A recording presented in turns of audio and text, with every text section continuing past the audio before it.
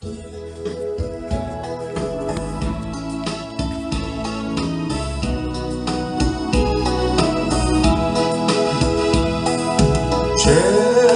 마트를 이끄시 어찌 좋은 친구인지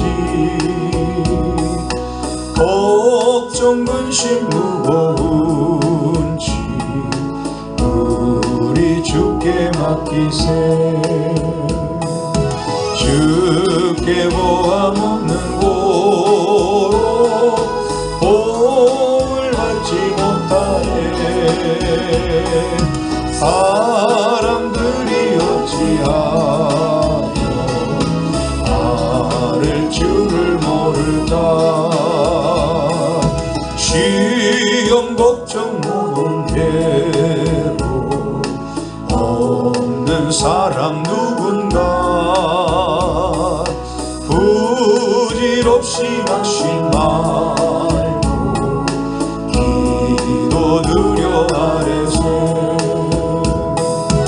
이런 진실하신 친구 찾아볼 수 있을까. 우리 약함하시오니 어찌 아니하랬까. 근심 걱정 모르는지 아니 진짜 누군가. 피난처는 우리 예수 주께 기도드리세.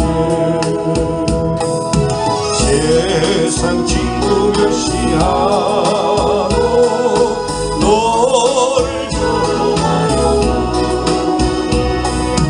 예수 편에 안기고서 참된 위로받겠네.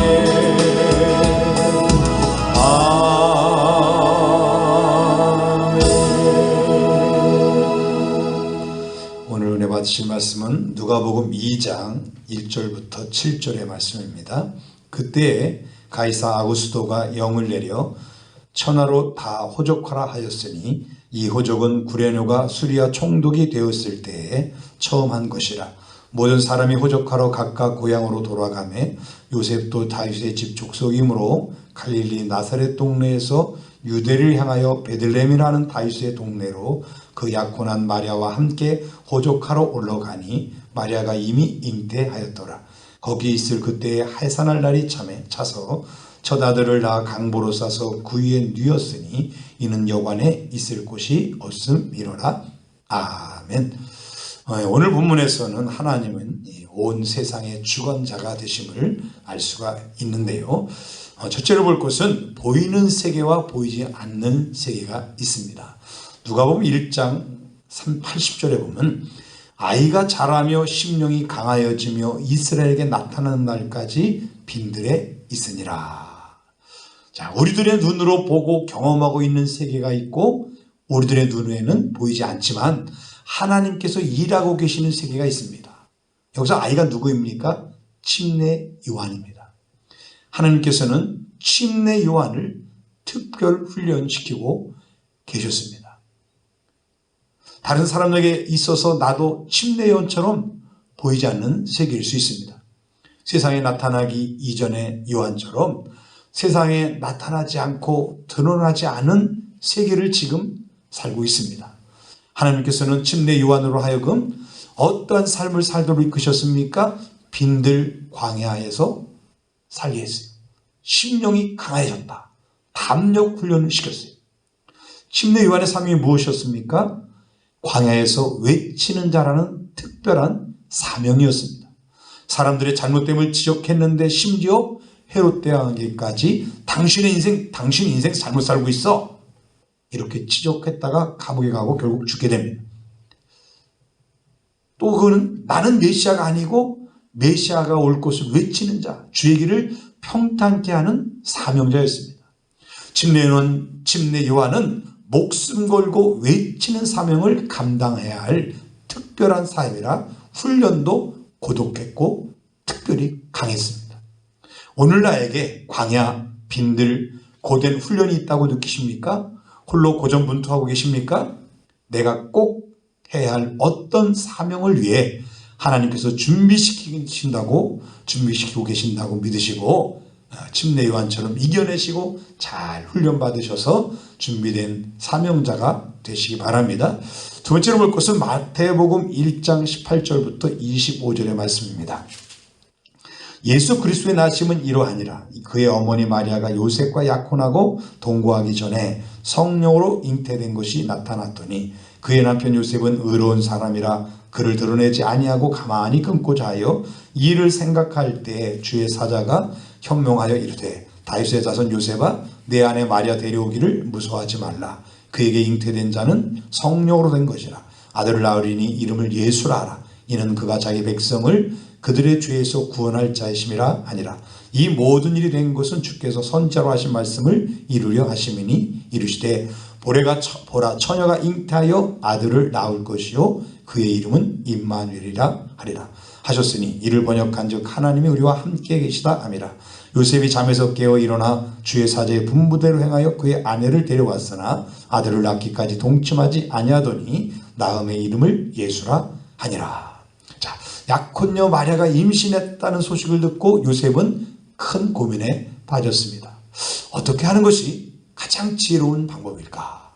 이렇게 생각하다가 잠이 들었는데 하나님께서 꿈속에서 말씀하셨습니다.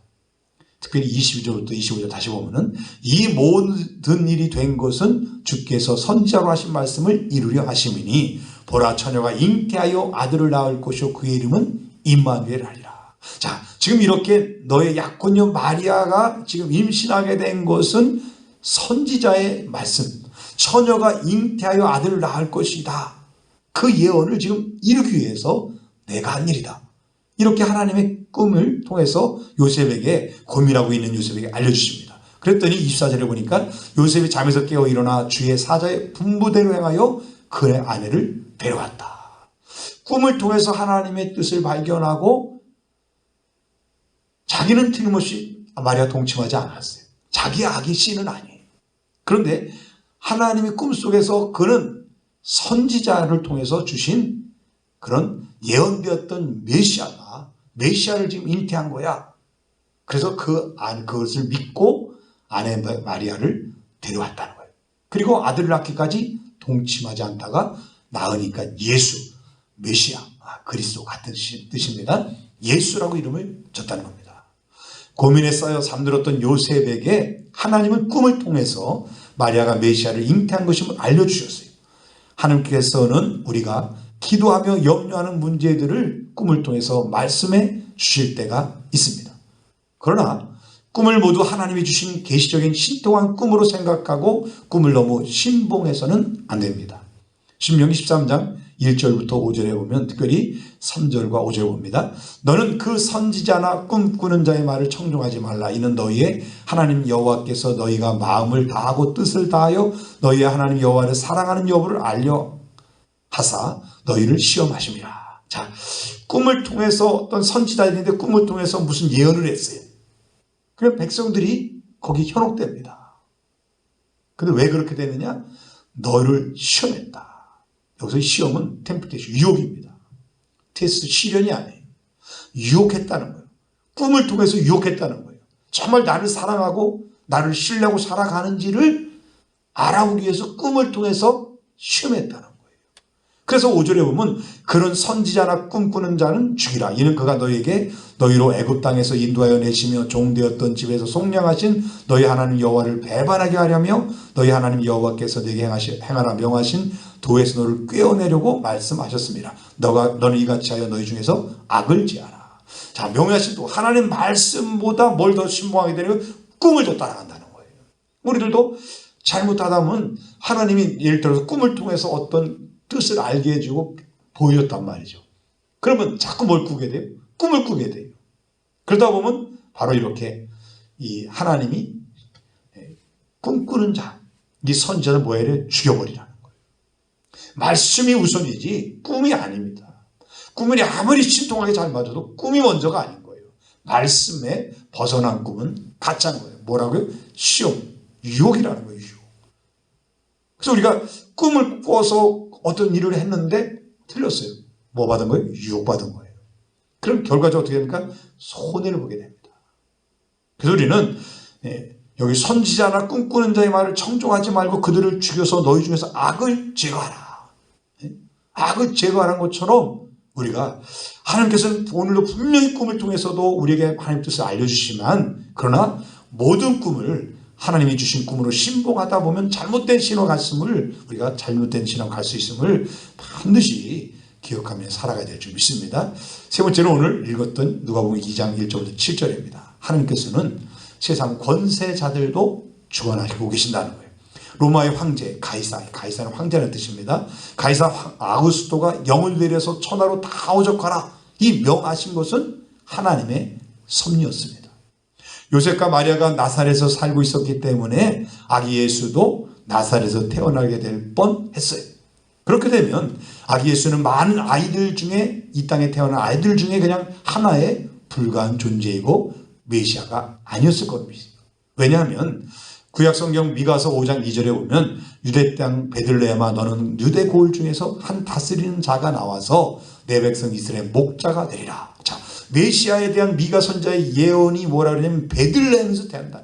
예수는 베들레헴에서, 그리스도 메시아는 베들레헴에서 태어난다 그랬는데 만약에 요셉과 마리아가 나사렛에 살다가 나사렛에 태어났으면 하나님의 준비된 예언자, 하나님이 말씀하셨던 약속하셨던 그 말씀과는 배치되는 거예요. 안 맞는 거예요. 그러니까 이럴 듯 만약 아기스토가 이렇게 천하로 호적하라고 명하지 않았다면 예수님이 그냥 나사렛에서 태어나실 거예요.